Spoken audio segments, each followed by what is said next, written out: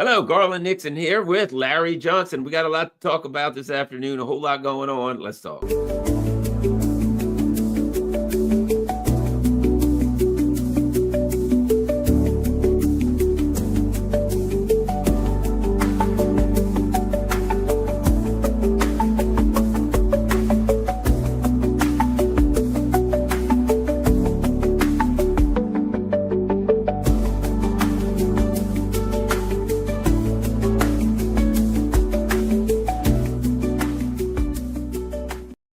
Hello, Garland Nixon here, hanging out with Larry Johnson, and we got a couple things going on. We're going to go to sodar21.com. Larry's got some great new work going on there, some new articles written, some other things that we got to touch on. But before we get started, Mike Waltz, Larry, the discussion it seems to go like this, that in the Trump administration, the two in his inner circle, Mike Waltz and Kellogg were the known neocons and Rubio, and we were told that there was a division or what have you. What do we know about Waltz?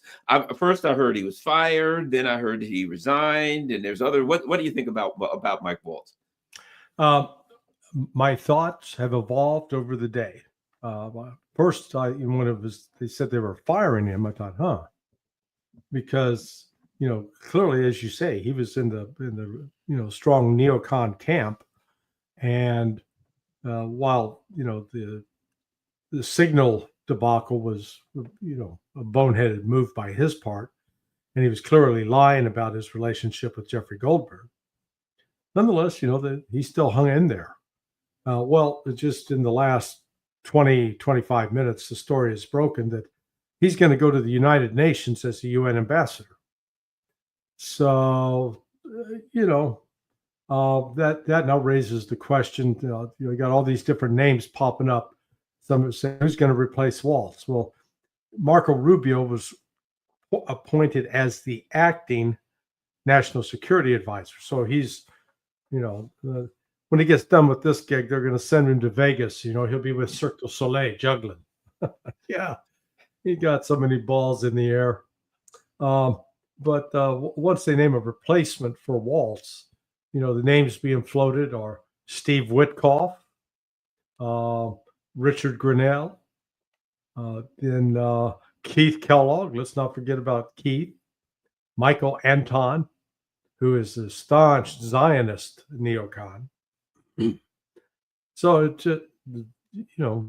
Trump certainly seems to be creating at least an atmosphere of chaos.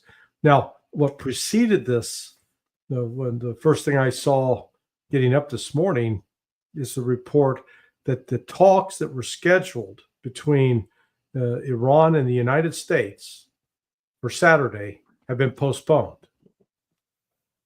And again, I thought, boy, that's bad news, because are they postponing it? It was reported that there's fighting within the Trump administration over those who want to bomb the hell out of Iran and those who want to have a deal. And then I thought, is the firing of Waltz, is it possible that Witkoff is being considered, and that's why they postponed the meeting, because he wouldn't be able to attend? So lots of questions about this, but it shows we're still living on a knife's edge with Donald Trump. Yeah. And I don't think, people are, a lot of people think that Trump is, always playing 3D chess. I don't think he knows till he gets up the next morning what he's going to do. And even if he decides when he gets up in the morning, by the time he gets out of the shower and heads in, he'd probably changed his mind. He just seems chaotic. And anyway. Yeah, I agree. He's barely playing checkers. Yeah. All right, let's go to Sonar 21. By the way, this is Larry's great website. I go there all the time. If you want to know how some of us in the alternative mediaverse, keep up with what's going on. Sonar 21 is definitely one of the sites that everybody goes to. So you need to go there daily, whatever you can find, read it, and you will know as much as I do, maybe even more. This is an interesting article. U.S. is flummoxed by Iran, and so what Larry's talking about, excuse me, by Yemen, right?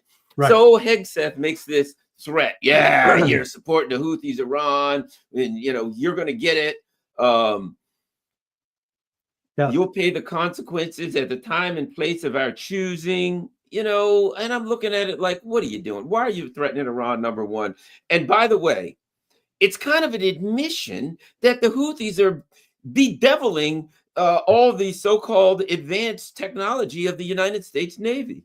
Yeah, exactly right. This is, when I read that, I was reminded of, a guy I knew in high school who was known, he is a bully. And, he's always big talk. Come on, man, step outside. I'm going to kick your ass. But when it came time to step outside, he never really stepped outside. I got an appointment. Have to go get my hair done. Something like that. And so here, it's like Hegseth he's talking like a teenage boy. Grow up, man. This isn't time to run around the locker room snapping each other's ass with wet towels. And that's exactly what it comes off like. Because, Iran's going to look at that and say, okay, and, let's put it in the context. If the talks were postponed because there are legitimate arguments in the Trump administration about the path forward, that they don't want an agreement with Iran, and then with this remark by Hegseth, all you got to do from the Iranian standpoint is, guys, get ready, batten down the hatches.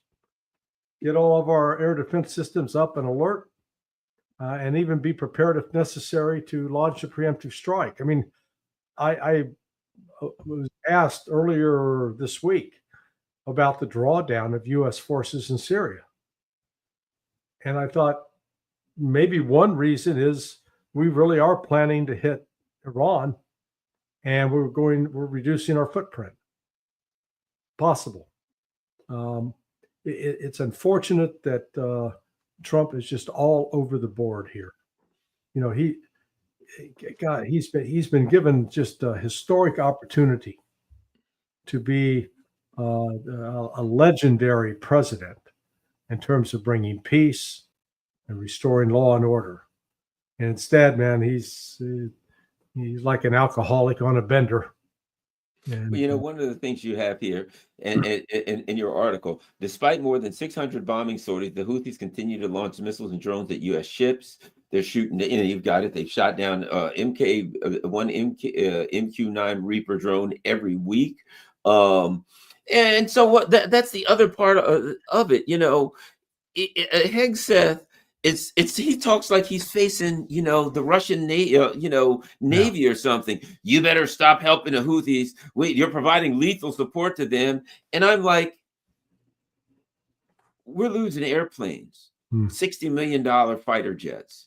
We're losing. I mean, you can say what you want. It fell off the ship. Sure. Okay. Maybe it did. Maybe it didn't. Whatever. Even if it fell off the ship because they were shooting at you and you were ducking and dodging drones and missiles. So they still cost you what you call it. So in looking at that, he says, very well what the military is capable of. Yeah. We kind of do now. And so does Russia and China. Yeah. Sinking your own airplanes. That's pretty good. That's not a great long-term strategy. It is, I was wrong, though, about the 600 sorties. Okay. It's 1,000. It could have been, from the looks of things, it could have been 5,000. It doesn't appear, if you can't pick a target, if you can't find legitimate targets that are going to hurt your enemy, you're just dropping bombs in the middle of a field somewhere. Right. Yeah, and that's the problem. What they want to destroy are either the missile storage sites, the drone production facilities, or the actual launchers. Well, those missile storage sites are all underground. The Houthis have gotten advice and guidance and support from North Korea and Iran. And because both countries, and in fact, I think Iran got a lot of its guidance from North Korea.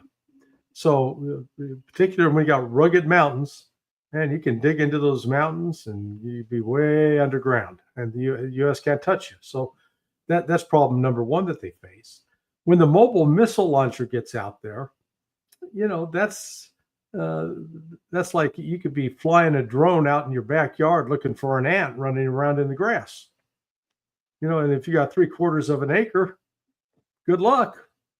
So, and then, that's one of the reasons they were using predators. The predator would allow them to, at least as soon as they spotted a mobile launcher, they could take action. They could fire a missile at it. But the Houthis apparently figured out how to ambush these things. So if the U.S. is left to rely on conventional fixed-wing aircraft or satellites, the time delay between relaying information to somebody who can make a decision and give an order to launch an attack, by the time all that information gets passed along, that missile launcher could be long gone. So, and yet, when you add up the cost, so we've lost 2 FA-18 Hornets in the last 7 weeks. We've lost 7 drones. The drones are let's call them $35 million a pop. Okay, so right there, you're looking at $245 million worth of drones. And then the F-18 Hornets are $70 million. There's another 104. So all of a sudden, we're almost at $500,000. And what have we accomplished? Oh, we've killed some women and children. That makes us real proud. This is just, it's appalling. And, it's pointing out the limits of U.S. power. And more than that, too. It's pointing out the limits of U.S., military and technical prowess. Fair enough. But it's also pointing out the limits of U.S. strategic thinking. Because what was that word you used? Thinking? Strategic thinking? What the hell is that? Right. This conversation that we're having. Yeah. These are the kind of conversations that need to be had. You know what I mean? Asset kind of liabilities. How much do their drones cost? How much do our missiles cost? What are they losing? What are we losing? And we're bombing them. What are we getting of it? What benefit are we getting from it? And at some point, you do cost benefit analysis, asset liability analysis. You do all of these kinds of technical analysis. Why is it that some schlump sitting in an extra bedroom that's been turned into an office on YouTube can figure that out? Yeah. And we got people that are paid unthinkable amounts of money that are writing documents about how to go to war with everybody in the world, and they can't sit there and do these very simple cost benefit analysis. We're bombing and we ain't hitting nothing. Perhaps we should try another plan. Yeah, well, I always start with the question, okay, Mr. President, what is it you want to accomplish? What's the goal here? What's the end state? Then he says, well, I want to bring the Houthis to their knees. I want the Houthis to have to obey what we do. And then I'd say, well, okay, then what your proposed course of action with this aircraft carrier ain't going to cut it. It's not going to get it there. The only way you're going to compel the Houthis to surrender is we're going to have to put an army in there. And we're going to be talking about maybe 1 million, 2 million men. But we don't have that right now. So if that's what you really want to do, then you got to do all these other things first before you can even think about doing that. The risk you run by doing this is you're going to show the rest of the countries in the region that we're not as good as you think we are. And then all of a sudden, they'll be willing to challenge us in ways that we might not otherwise have been challenged.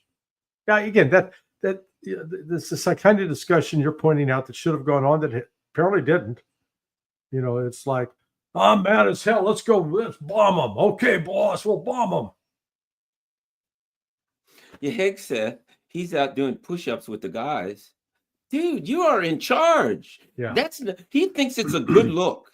He thinks it's a good look for the administrator, for the guy in charge of everybody, to do push-ups with the guys. Yeah. That's not what the boss does. The boss Yeah. doesn't do. It's a terrible look.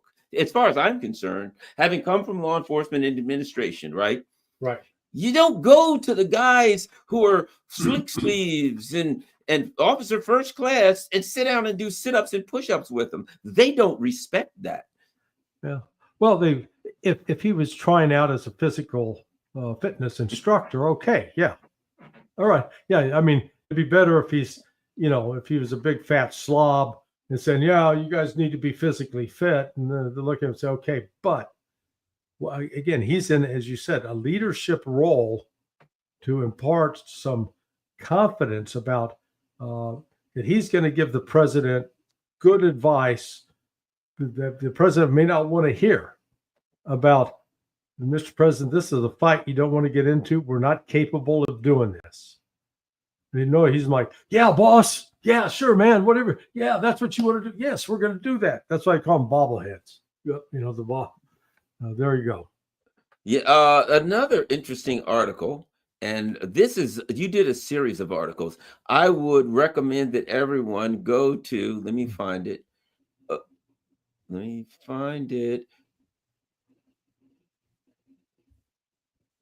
There is a series of articles here. Yeah. Okay, here we go. So, share screen. Okay, this is Donald Trump, not Barack Obama, is responsible for Ukraine's dramatic military expansion between 2011 and 2021. I understand that you did some significant research and found out about the growth of both Ukraine's military and the number and the increase, the number of war games that were staged with Ukraine, Right. and the increased number and all of that stuff that actually, shall we say, points to something. Larry.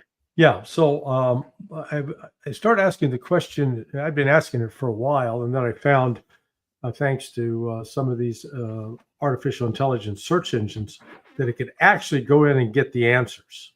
But it required, I had to use 3 different search engines. It's amazing that, like Perplexity AI, you ask it a question, it goes, oh, look, nothing there. Then I went to the Chinese DeepSeek, and they had it. And then ChatGPT, okay. So this Perplexity AI is a joke. It is so politicized. It's only going to give you the company line. But what I learned from that research, and I didn't know this going in. Number one, Ukraine has been a de facto member of NATO since 1995. Wow. 1995 was the first year it began conducting full-scale exercises with NATO. The only thing it's different from having official NATO membership is it's not covered by an Article 5 security guarantee, and it doesn't have to pay money to join, to be part of NATO every year. Second, during the decade of 2000s, I asked the artificial intelligence this question. I said, which countries have hosted the most NATO or U.S. military exercises between 2000 and 2021? And boy, the answer was shocking, because the number 6 country on this list out of 7, because remember, there are 28 NATO members during this period. And so instead of giving me all the NATO countries that hosted these exercises, Ukraine was number 6, Georgia was number 7. Both countries NATO was eyeing them to bring them into NATO so that they could go after Russia. And it was really sort of, I went, wow. So you're telling me there are 22 other NATO countries that didn't host a single NATO exercise. Pretty remarkable. And then when I got into the last decade, from 2011 through 2021, gee, who was the presidents during that period? Because here's Trump saying, I don't know anything about this war. That's all Obama and Biden's fault. Well, sorry, but you, Donald Trump, were president from 2017 through 2021 to January 19 or January 20th, 2021. And during that decade, during those 4 years of Donald Trump, that was the period in which the Ukrainian military experienced its most dramatic growth. It basically almost quadrupled in size.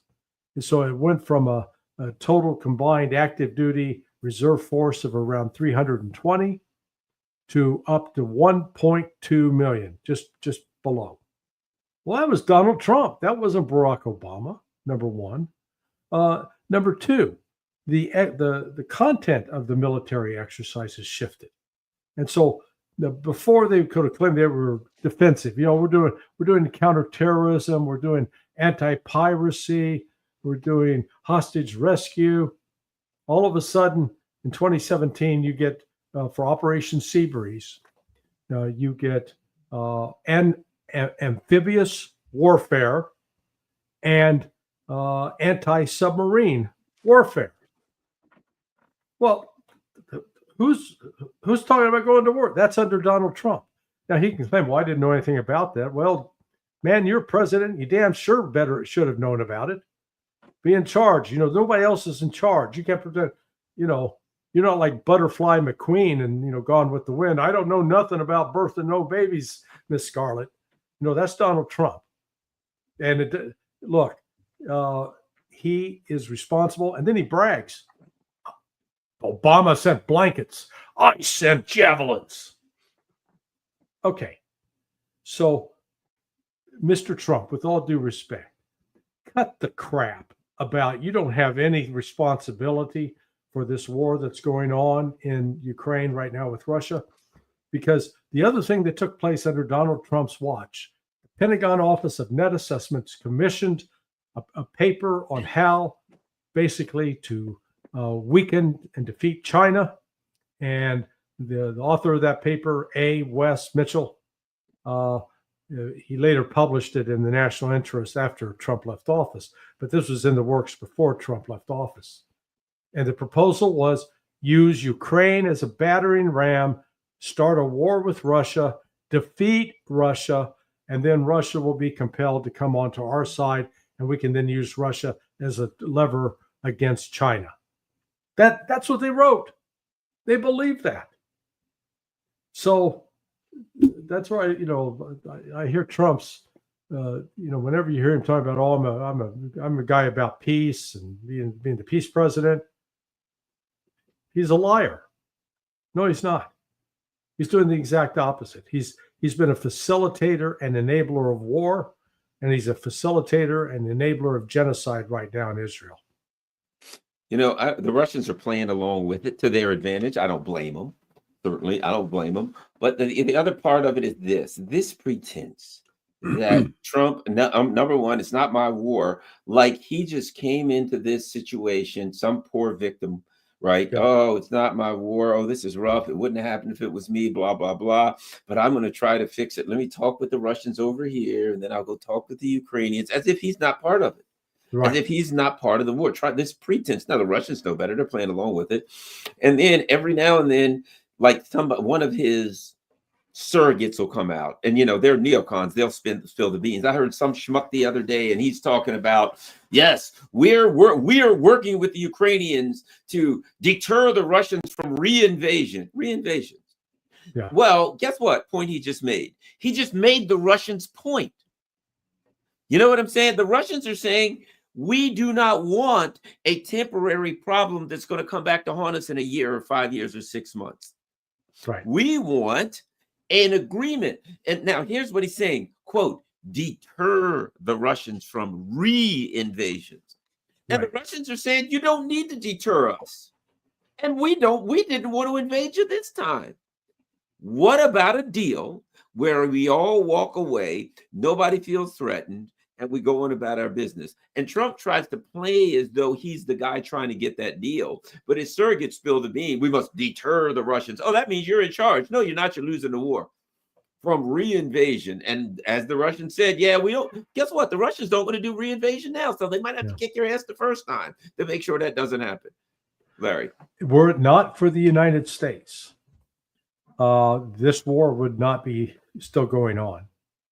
And as Scott Horton, you've talked to Scott before. Yep.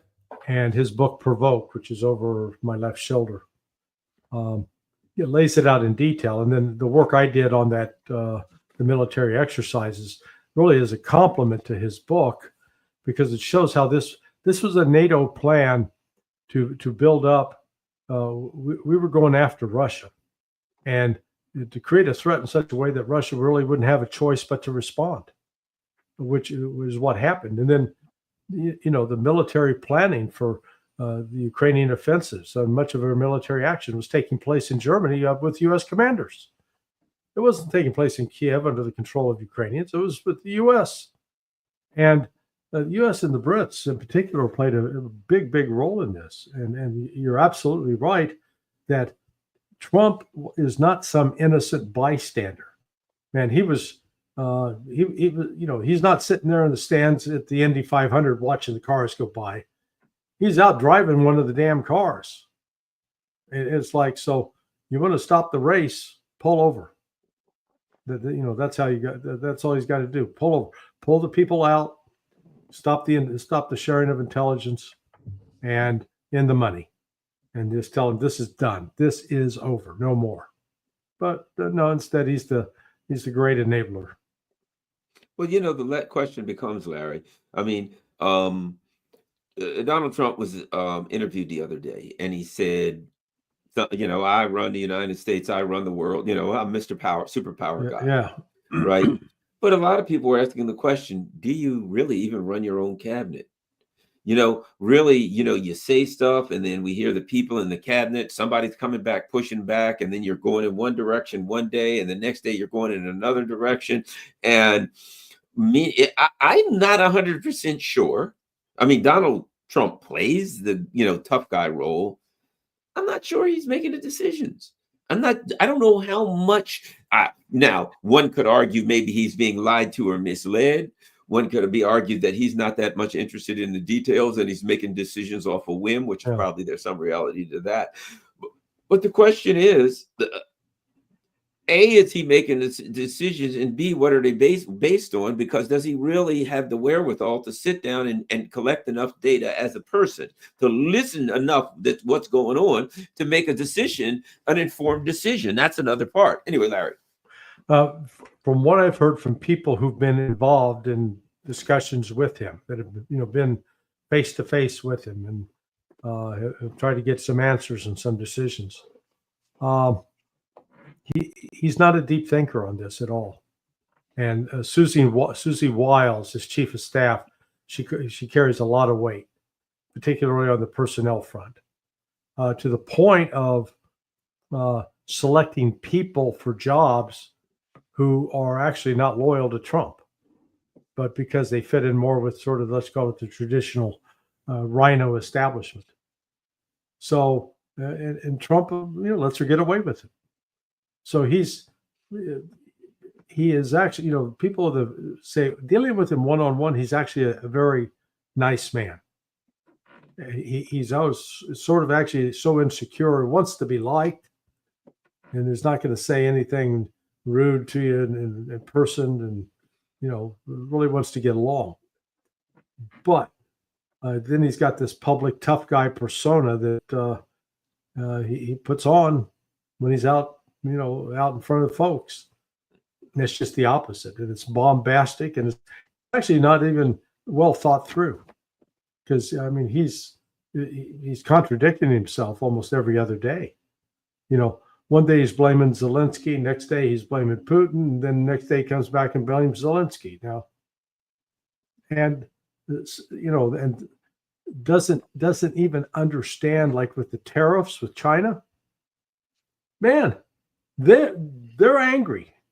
Those folks are angry, and they're insulted, and they're not going to forget it. And Trump really believes, they're going to call me any minute now. I'm looking here at my phone. come on, Xi, call me. I know you need me, baby. And he thinks, and Scott Bessent, the Secretary of Treasury, all these people, they believe, really genuinely believe, oh, China can't live without us. You know, They're going to find out the hard way. Let me ask you something. I've thrown this at a lot of different people. Not just from the battlefield perspective. I think that's the smallest part of it. Geopolitically, from a chess piece perspective, I think the Russians coming out saying that the North Koreans fought there, they fought beside us, they defended the motherland, which implies if you go to war with Russia, pretty clear. I mean, if you go attacking North Korea, I've said this. In Russia, it's a very patriotic society, and the highest honor in Russia is to fight for the motherland. And when they say this person fought to protect the motherland, that's the highest honor they can give. But it certainly implies if somebody goes after the North Korean motherland, that the Russians are going to be there. I think it really changes the game in the Asian Pacific. Because now you come after them, you're in World War III. Do you want a war with Russia? And the Europeans like, oh, we're going to attack Russia in 2029. We know they can't, but they're also saying they're going to fight North Koreans. It changes. It's a powerful geopolitical strategic move. But what are your thoughts on that, Larry? Well, number one, Russia and North Korea already had actual defense security agreement in place, mutual defense treaty. So there was no, at least on paper, there was no doubt that the one would fight for the other. But it's one thing to put it on paper, and it's another thing to do it in person. And reportedly, in this case, the way the West tried to spin this was, oh man, the Russian military sucks. They're so bad. They're hurting. They've lost so many people. They got to call upon North Koreans. Well, the North Koreans actually sent about 800 troops, which is not 10,000 as was claimed by the West. But it was done at the express request of Kim Jong-un. And Kim wanted his troops to get some combat. It's one thing to go out and train in the desert or train in the mountains against fictional allies or fictional enemies. Another thing to actually get into a battlefield where the bullets are the real deal, and you're having to learn how to battle drones and artillery and a whole host of threats. So, and some of the comments by the Russian commanders have been funny. They were complimentary of the North Koreans, but then it was like, these guys are a little reckless. they're a little crazy, and they needed to get, they had to learn some control from the Russian standpoint. But you're right. What this is cementing is Russia and North Korea have always had they've had a long relationship going back, 70, 80 years. But there was not always that close relationship between China and North Korea. And now it looks like Russia has been sort of a broker in that arrangement, bringing reconciliation and cooperation there. So China and Kim in North Korea are, on good terms too. So, yeah, it's creating a military powerhouse that will crush anything that attacks it. The good news is, though, neither China or Russia have been of the mind, hey, we got to go out on a worldwide conquest, because they realize it's economically destructive to them. Yeah, I think you're right, and I think the Russians use the term "cool the hotheads." I think it's a move that'll cool some of the hotheads in Europe. Not that Europe's got nothing now; they can't even get together 24,000 troops. I mean, the Europe has been really militarily. One word I could use is exposed, but I think a more apt word would be disgraced. Europe has been disgraced militarily. When you look, and it's like all of these countries together. You shouldn't put these troops and go into Ukraine because they're going to get killed. Okay, fair enough. But if you needed to defend yourself from an alien attack, for God's sake, anything, they can't put together 25,000 troops amongst the whole lot of them. They're just an absolute disgrace. Yet they got all the mouth. Yeah, we're going to stop Russia. They're not going to be there. They won't be allowed to. We'll not make a deal with. The Russians wouldn't have to attack them. The Russians could casually saunter. They could just walk across the border. If the Russians wanted, they wouldn't have to attack the border. They could Right. just get in their cars and drive across because there's no army there to even slow them up. Yeah, no, it is a level of political and military impotence on a massive scale. You know, the notion, even Uncle Sam has fallen into that category of, we like to pretend that we are the best and baddest military in the world. And you know what? We are the baddest, but baddest in the old form of the word, okay? not baddest in the slang as it developed in the 70s, 80s, but we are bad, not good. And we failed in Afghanistan, we failed in Iraq, we haven't really done well in Syria. So we don't have one victory after another to point back to. Now they want to, at the same time they want to criticize Russia, and the Battle of Mariupol that Russia fought in May of 2022 was a vicious affair, and what it highlighted even back then is that they had the Ukrainian neo-Nazis surrounded in the Azovstal steel plant, this massive structure. At no point could Ukraine mount a rescue force to break through the Russian lines to rescue their guys. Even when von Paulus was encircled as Stalingrad by the Russians, they still tried to get there. The Nazis came close with a breakout where they attacked from the southwest direction, but the Russians, the Soviets, then stopped it. Well, so you're not seeing that kind of capability out of the Ukrainians even back then, whereas the Russians have taken, Mariupol, Avdiivka, Bakhmut, Solidansk. It's on and on and on. A long list of towns, villages that were heavily fortified that Russia has been picking through one at a time. But now they're on the verge of getting ready to do a comprehensive offensive, north-south. Yeah, I think you're right. I think they are on the move. And I think, your thoughts on this whole, what seems to be some kind of an either incompetent, fake, unrealistic negotiation process, where it seems to me the same thing as under Biden, wherein the Europeans and the Americans just negotiate with themselves all the time. That's how they negotiate with themselves. Well, what could we accept? We could accept a complete and total surrender from Russia. There you go. We'll give it to, there you go, Russia. And then they say to Russia, you have to accept this or you're the bad guys. And the Russians like, I thought we were supposed to be having a negotiation here.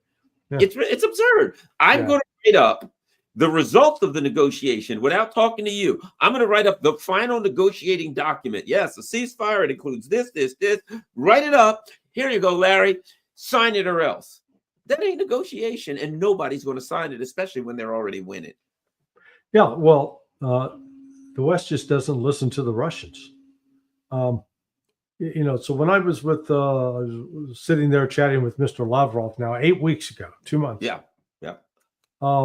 He described in detail how in March of 2022, so the Russian intent from the outset was to use military force to try to compel negotiations with Ukraine.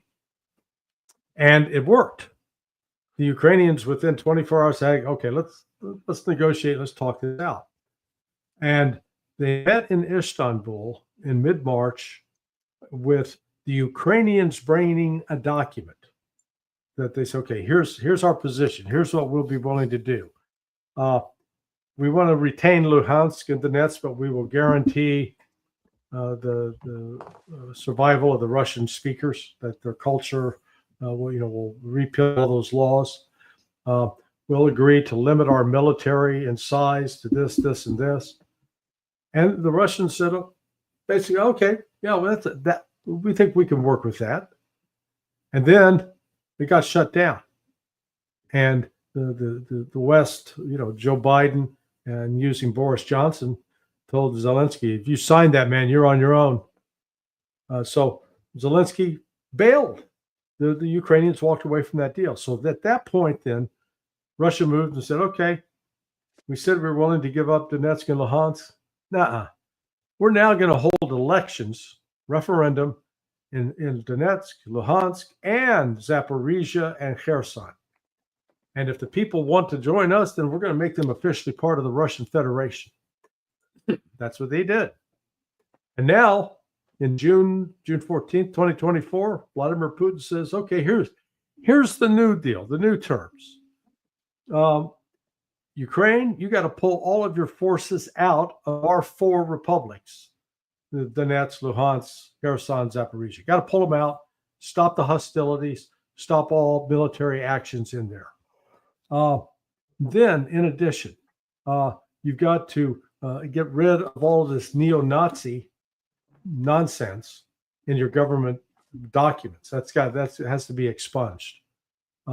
You've got to lift all the sanctions on us. You've got to take away these criminal indictments hanging over the head of Vladimir Putin. What that was the list he presented in June 14th, 2024. They haven't deviated that from that at all.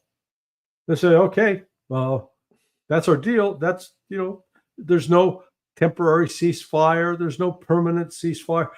They'll do a ceasefire once these elements are agreed to. And part of that agreement is NATO's got to back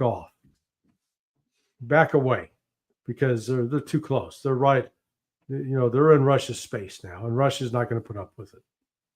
Well, here's the other part of it too. If I'm Russia, Trump's bargaining, right? And if I'm Russia, I'm thinking, wait a minute. We said, let's do a 30-day ceasefire for infrastructure, and they violated it every chance they got. Every time we even talk about doing a ceasefire or anything else, they violate it. You come out, Donald Trump, your people come out and they say, or the Trump administration, Americans, whatever you want to call them, U.S., you guys come out and you say, we want to talk to you about this and that. And then about whatever it is, recognizing some regions. And before you guys can even meet with yourselves, Zelensky comes out and says, I'm not doing it. No matter what you say, Zelensky and his all people say, I'm not going to do it. You can't even control your trained monkey. Yeah. How can you control me? How can you guarantee me anything? How can I so what? I make a deal with you and you write it on paper. Your trained monkey's going to violate it and he's going to say, I'm not going to do it. You got to get him under control. Come to talk to me when you can show me that he'll listen to you. Right now, you and I both, he ain't going to listen to you. Yeah. How are we really negotiating if my people are united? I got Lavrov here. I got Ryabkov here. We're all of one mind. If all of them say, Putin, you're the boss. You are the leader of our country. And if you make a final decision, whether we like it or not, we will say, yes, sir. And we will execute your decision. That's what we got on my side. If I'm Putin, on your side, every time you insinuate you want to do something, everybody else in your whole crowd says, we'll never do it. You got to get your house in order before you get it. We're not really negotiating if you don't have your house in order. No, you're exactly right. This is, and this is not the West likes to perceive, and they perceive incorrectly, that Russia is under the authority of a one-man rule, that this is all Putin. Putin's the big puppet master. But no, Putin's he's in a pretty complex political system, and there are a lot of actors with a lot of clout. But Putin has become, I think, a genuine Russian hero, sort of their George Washington, because he saved Russia. When you go back and look at what Boris Yeltsin had done to the country, and before that, Mikhail Gorbachev, Russia was in real trouble, and it was under the control of a group of, candidly, they were Jewish kleptocrats in Russia, and organized crime, and the country infrastructure was not working. The people, the lifespan of people was dropping, wasn't increasing. And, Putin has turned that around in 25 years, just, a complete 180. And, people appreciate that because you only got to be 40 years of age to recognize how bad things were in 1999 and how good things are now. So maybe even kids who were 10 and 11 back then. So now they're 35. So kids that are below the age of 35 don't have any memory of the bad old times, but those are older than that do. And so this, the United States makes the mistake in its negotiations of thinking that it's just Putin calling the shots. Or what's really crazy, they want to get rid of Putin. Yeah, let's overthrow Putin. Well, and have Medvedev take over? Good luck with that. I'm not saying he's crazy, but the man's got a bit more of a temper. He's more likely to pull the gun out and start shooting and then go, oh, wait a second, he'll shoot first and ask questions later. Putin's, he's asking lots of questions before he starts to shoot. Yeah, he's certainly measured, but he's dealing with, I think the Russians know what they're dealing with, and I think they're playing along with what's going on. So let me ask you this. Your thoughts on the whole issue of Brics. You have an article, Russia's commitment to Brics is firm. Let me show people that. Once again, everybody, I'm going to remind you all, I'm a person who very, very regularly visits sonar21.com, which is Larry's website. And notice there's little support us. Don't forget to click on that because it's very important. Larry has to do this work. He has to pay for it out of his own pocket, and he needs certainly donations. All right. So if we go back to Russia's commitment to Brics is firm. Okay.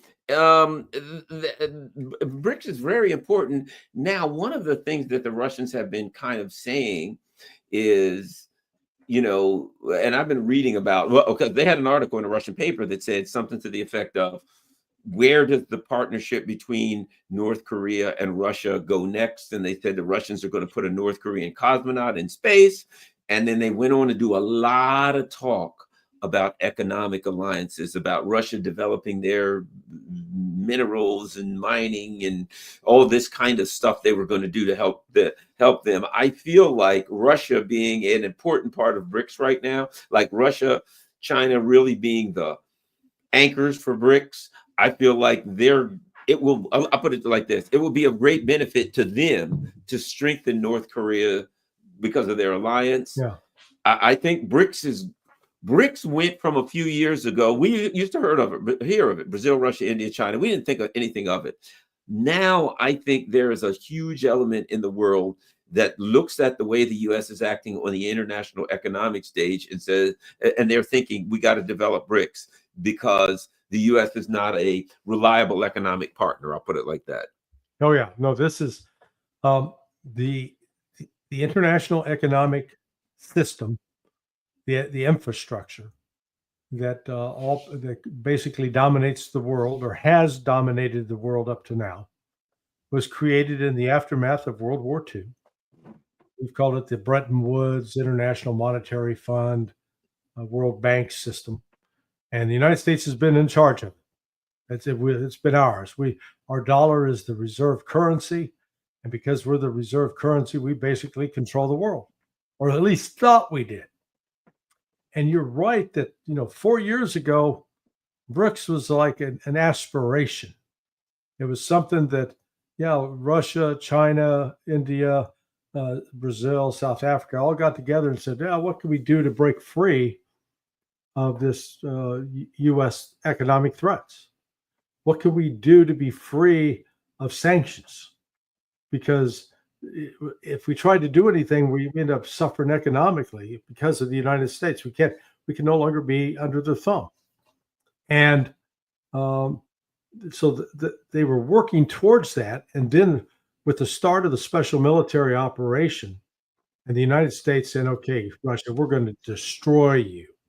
We're going to sanction everything. We're going to shut down your businesses, shut down your banks. Your banks are no longer have access to our money. We'll show you. How about this? And seize your sovereign wealth fund, which I think years from now, people will look back at that and say, man, that was a big mistake. Exactly. $300 billion worth at least. Well, that accelerated the cooperation between Russia and China, because while that's going on with Russia, all China's hearing out of the United States is these Chinese are a bunch of enemy. They're our enemy. We're going to be at war with them by the end of 2025. A U.S. admiral, the deputy commander of Indo-PACOM, said that 2 years ago. So, the Chinese are sitting there going, you know what? We better work with Russia on this to speed this process up because the sanctions. And then we get Donald Trump's tariffs, and Brazil under Lula, there was some concern that Brazil was going to be sort of lukewarm about moving forward with Brics. And in fact, prior to the tariffs, the Brazilian, I think Secretary of Treasury is making some comments about, we need to go slow with this Brics thing. Maybe we need to be cautious with China. After the United States hit them with the tariffs, they were going, damn, get together here, guys. We're with, all of a sudden they're fully on board with Brics. So Brics is setting up an alternative financial system that will be outside the control of the United States. And it will be, in a way, it's sort of marks the beginning of the end of the U.S. empire. And, you've got Iran is in it. Turkey's listed as a partner country, Indonesia, Malaysia, Vietnam, so Bolivia, Venezuela. So it's going to continue to grow and expand, and they're working on coming up with international payment mechanisms that whether they create a Brics currency possibility, or they trade. All currencies are tied to gold. That's another possibility. But yeah, Brics is the real threat to the United States. That's the real threat. It's not militarily. It's the economic threat and the United States, frankly, is ill-equipped to fight it. I've heard people who are very smart and experienced on Wall Street. In their mind, they believe that that China is going to be forced to come begging to us for relief. They really believe that, Garland. And it's like, guys, don't be assuming that. The Chinese, they're pretty angry, and they're not going to forget this or forgive it. That's the thing. And when you sit back and ask, what is it that we import from China that we can't live without? Well, we got a long list of stuff. There are the rare earth minerals, pharmaceuticals, etc. Ask that same question for the Chinese. They don't need a damn thing from us. Yeah, they like our market. We're the third largest market. We're, I guess, the third largest country by way of population in the world. But the Chinese are developing their own market internally. They're stepping up their commercial relations with Russia, and they're moving throughout Asia. So, the United States has picked a bad fight at this time, and Brics is really it's becoming more important with each passing day, I believe. You're right. And the last thing I'll say. The last thing, I just, I follow everything online, and I'm like, the country that I live in, the government of this country is literally, working with arming Israel and condoning and a part of literally saying, you've got a bunch of civilians living here in Gaza, bunch of civilians, men, women, and children, mostly civilians. And you're saying we're going to drop bombs on tents and people that don't even have any place to live. And while we're at it, We'll stop them from getting food and water. You're using starvation. This is like siege warfare from medieval times. And I'm like, be frank, I'm an American. That causes me to, if I had any respect for the government, I lose all respect for them and say, this is, I pay taxes. I live here. I thought I was an American citizen. And I see my government doing that. And I'm like, you're literally just saying in this day and age, in 2025, you're going to say no water and food for children? And they're literally starving to death? It's surreal to me at times, Larry. It's absolutely surreal. Yeah, no, it's we're in the Alice in Wonderland world, just upside down. I saw a quick video clip of Medea Benjamin of Code Pink confronting Nancy Mace, a Republican congresswoman from South Carolina. Now, Medea Benjamin is Jewish, okay? She's Jewish. Nancy Mace ain't. She's Gentile, Goyim. And yet, here's Mace telling Medea Benjamin that she's not a good Jew because she doesn't endorse the murder of Palestinian children. And, the same sort of disgust I have towards Mike Huckabee, the former governor of Arkansas, with his comments, endorsing and embracing the death and starvation of civilians, women and children. This is inhuman, and it's a war crime, and they're getting away with it so far. And I'll say this: I think that these people don't realize, we've lost military credibility with, particularly in the Red Sea, with the Houthis smacking us around, chasing our aircraft carriers from one side of the Red Sea to the other. We've lost really diplomatic credibility, sending these people back and forth, and people are watching around the world are watching the things we say. Yeah, the Chinese, everybody wants to kiss my ass. We're losing our diplomatic credibility, and morally, you ain't getting that back. Morally, something is happening here that I think the world is just like going to really drift away and say these people are not the kind of people that we want to associate with. Yeah, no, you've got have some class, man. Just have some class. Just you don't need to be crude. You don't need to be an over compensating, pretending to be a tough guy. Yeah. You certainly displayed some courage when you got shot, and you weren't hunkering down. Okay, so to his credit, he's not a wimp, but you know what? You could be so much better where you're winning friends, you're building relationships. You're making this is like being in a relationship with a wife beater. You're making it tough to live with you.